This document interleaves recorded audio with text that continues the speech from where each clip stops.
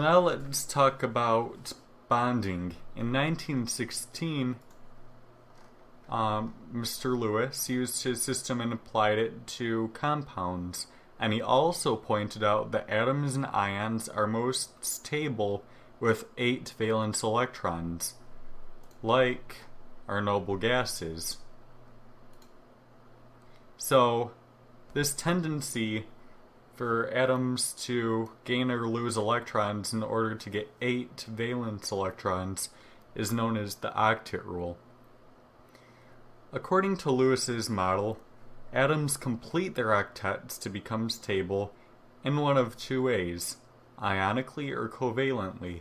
So let's just review the ionic bond. An ionic bond is sort of like this. This is an analogy for it. Let's say we got a guy named Bob and he's got 9 boxes. Now, he's over encumbered. That's a lot of weight for him to carry. I mean, that's a lot. One sneeze and they could all just go everywhere. So Bob is not very stable with 9 boxes. And Jim over here only has 7. And he's pretty sad because that he wants more boxes. More boxes is better, but of course you want to be able to carry all of them. So all these guys have to do is, I'm having a hard time. If Bob gives one of his boxes to Jim, then they both have 8 boxes, and that's both manageable, and they're both happy. Now we can apply the same thing to elements. So here's an alkali metal, and we can see that it has 9 electrons. This is its 1 valence electron.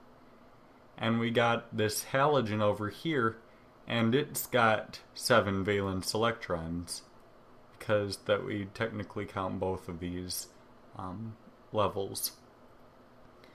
So if this alkali metal gives its electron to the halogen, and we get rid of it,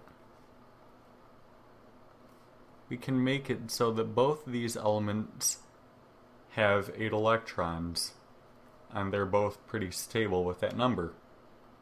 So that's our ionic bond, and because that this atom is now in lieu of an electron, it becomes an ion,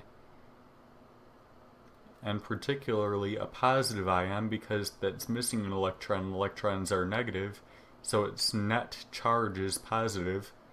And then this halogen, because that has 1 more electron, becomes negative, and they will attract. So there's also a covalent bond. So this is sort of how I describe the covalent bond. It's a little bit different. Again, we can have, what are their names? Bob and Jim. This is another method where they share their boxes. So they each have 6 of their own. 1, 2, 3, 4, 5, 6. 1, 2, 3, 4, 5, 6. But then if they share these 2 boxes, then they'll each have the 8 that they want. So we can include them for Jim, and we can include them for Bob. Then they're both happy. So that's sort of just how ionic and covalent bonds work.